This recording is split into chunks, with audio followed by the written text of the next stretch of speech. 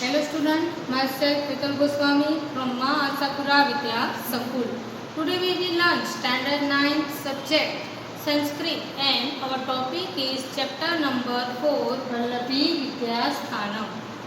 वल्लभी विद्यास्थानम है वह गुजरात में आया हुआ है, जिसमें हम देखें तो अभी के जितने भी विश्वविद्यालय हैं वो सारे के सारे प्रसिद्ध हैं, जिसमें अलग अलग देशों में से पढ़ने के लिए अध्ययन करने के लिए बहुत ही दूर देश से या अनेक स्थलों से क्या होता था कि उस विश्वविद्यालय में एंट्री लेने के लिए वह जो स्टूडेंट्स है वह अपने आप को बहुत ही धन्य मानते थे। क्यों कि वह ऐसी यूनिवर्सिटियां थी जिसमें जो ऋषियों हैं वह सभी पढ़ाते थे।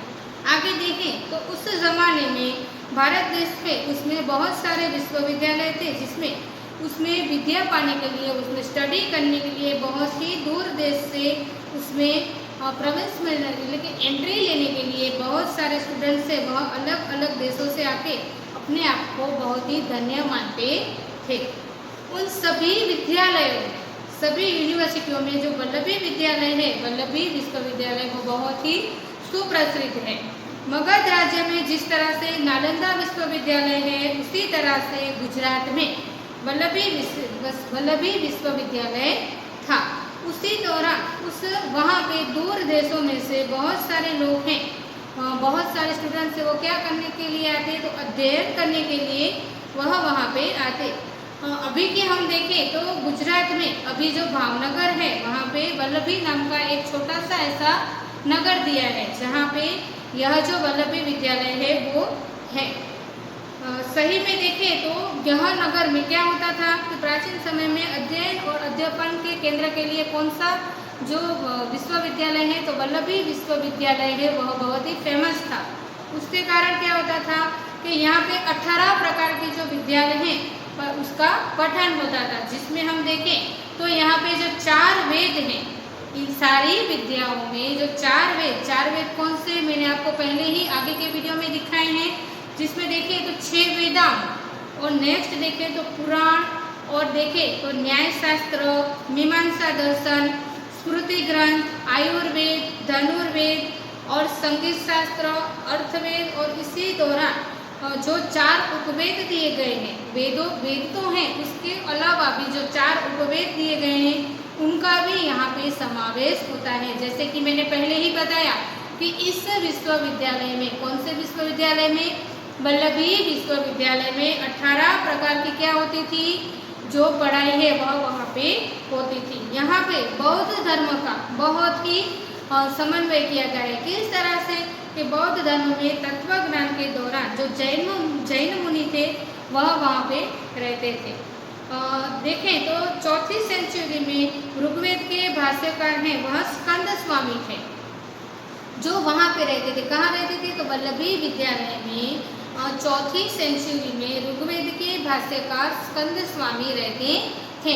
इसे हमें याद रखना है, क्योंकि जब भी 1 सेंटेंस वाले क्वेश्चन आते हैं तभी यह क्वेश्चन आता है कौन सा, कि ऋग्वेद के भाष्यकार कौन सी सदी में वहाँ पे रहते थे। तो हम क्या लिखेंगे, ऋग्वेद के भाष्यकार स्कंद स्वामी 4वीं सेंचुरी में वहाँ पे रहते थे। ये हुआ आंसर। इसके बाद हम देखें तो यहाँ पे क्या बताया है कि जब भी गुप्त वंशज थे, जो गुप्त वंश के समय में यहाँ पे वेदाभ्यास से वह चलता था। उसी दौरान वहाँ पे 4वीं सदी में सुप्रसिद्ध 2 बौद्ध धर्मी थे, जिनके 2 आचार्य जिसके हम नाम देखें तो स्थिरमती और गुणमती, वह जैन आचार्य श्रीमलवादी सूरी वहाँ पे विद्याभ्यास करते थे। कहाँ पे विद्याभ्यास करते थे, वल्लभी विद्यालय में जो 2 बौद्ध आचार्य थे, स्थिरमती और गुणमती, और उनके भी जैन आचार्य जिनका नाम था श्रीमलवादी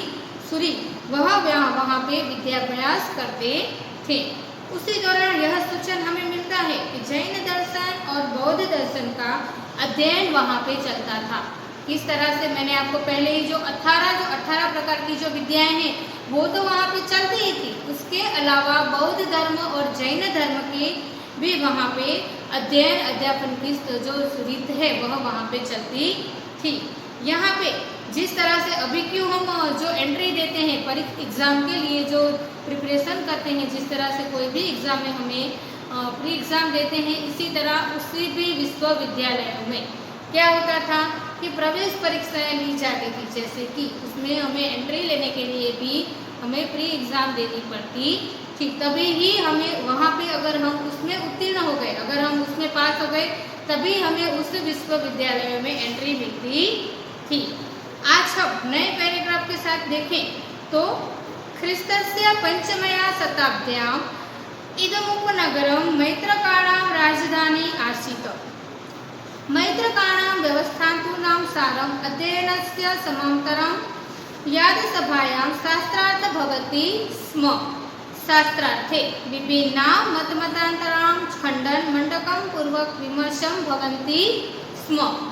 अनेकस्मै विजयीनाथ राजा पारितोषिक रूपेण भूमिं यगच्छत्। कदाचित् विजयीमाजनां नाम विद्यापीठस्य द्वारे उट्टङ्कितानि अभवत्। अब यहाँ पे जो वर्ड आया कौन सा, व्यवस्थातुं, यानी कि अकॉर्डिंग टू द कस्टम। जब भी मैत्रिक राजाओं का जो पाटनगर था उसकी यहाँ पे बात की गई है। तो देखें तो जब भी यीशु ख्रिस्त का जो 5वीं सदी थी, किसकी सदी थी, assembly this work was centre of the learning. जैसे कि जब भी जो ख्रिस्त धर्म था वह 5वीं सदी में माना गया, उसी समय इस नगर में, कौन से नगर में, मैत्रक राजा का जो पाटनगर था वहाँ पे वो वहाँ पे आते हैं। मैत्रकों की व्यवस्था देख के उस प्रमाण से अध्ययन की समाप्ति करके उस चर्चा सभा में क्या होता है, शास्त्रार्थ होता है। अब में ये लाइन किसकी हुई, ख्रीस्तस्य पंचमयाः शताब्द्याम्, यानी कि 5th सेंचुरी में इदमुपम नगरम मैत्रकाणां राजधानी आसीत। क्या था, यीशु ख्रिस्त की जब 5वीं सदी थी उस सदी में मैत्रक राजा का जो पाटनगर था वह था। नेक्स्ट लाइन देखें तो मैत्रकाणां व्यवस्थातूनां अध्ययनस्य समयान्तरे यादसभायां शास्त्रार्थं भवति स्म। अब यहाँ पे क्या कहा है, जो मैत्रकों की जो राजधानी थी वो कहाँ थी, कि यीशु ख्रिस्त की 5वीं सदी में मैत्रक राजा की पाटनगर है वो क्या हुआ करता था। तो यहाँ पे बताया कि मैत्रकों की व्यवस्था के अनुसार अध्ययन की समाप्ति के लिए चर्चा सभा में शास्त्रार्थ हुआ था। अब यहाँ पे क्या बात की गई है, जब भी जो ओल्डेस्ट जो विश्वविद्यालय था वो मैत्रक राजाओं के ख्रिस्ती धर्म के अनुसार क्या था, वहाँ पे अध्ययन की समाप्ति हो गई। नेक्स्ट देखें, शास्त्रार्थे विभिन्नानां मतमतान्तराणां खण्डनं मंडकं पूर्वकं विमर्शं भवन्ति स्म। अब यहाँ पे जो वल्लभी विद्यास्थानम है उसकी बात की गई है। तो शास्त्रार्थ यानी कि जो अलग अलग ग्रंथ होते हैं उसमें अलग अलग मतांतरों के अनुसार यहाँ पे उसका खंडन और मंडन, यानी कि आधे लोगों का सत्य जो विमर्श देते हैं ना कि ये बात सही है नहीं है, इसी तरह से कुछ लोग अच्छा क्या बोलते हैं और कुछ लोग अलग बोलते हैं।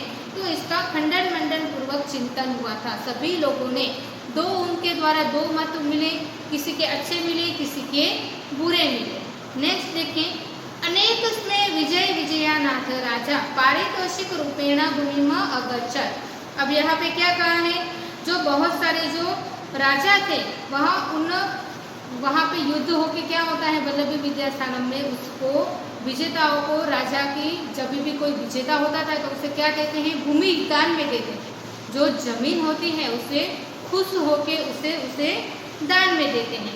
इसके अलावा देखिए उसकी लाइन दूसरी, कदाचित विजयीनां नामानि विद्यापीठस्य द्वारे उट्टङ्कितानि अभवन्। अब यहाँ पे क्या बात की गई है, जिस तरह से जब भी विजय होके उस सारी व्यक्तियों के नाम है विद्यापीठों के द्वार पर उसके नाम है वह लिखने में आते। अब यहाँ पे इस पैराग्राफ में क्या कहा कि यहाँ पे पहले हम हर विभिन्न नाम यानी कि जो डिफरेंट टाइप के जो राजा हैं उनके जब युद्ध होता तब वो युद्ध में जीतते तो क्या होता, उनको इनाम के रूप में क्या दिया जाता, तो जमीन दी जाती। उस जमीन के अलावा उसे एक और उपहार दिया जाता। कौन सा उपहार दिया जाता, तो उसका वो जो नाम है उसने जो कार्य किया है उसका क्या होता, उसकी जो विश्वविद्यालय है वल्लभी विश्वविद्यालय उसके द्वार पे उसका जो नाम है वह लिखने में आता। यह पैराग्राफ है वह यीशु ख्रिस्त के बारे में हमें बताया कि यीशु ख्रिस्त की जो 5th सेंचुरी थी उसमें क्या होता था।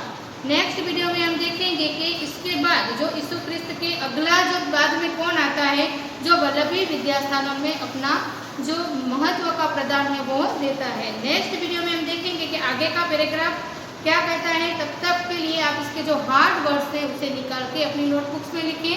Thank you very much, take care.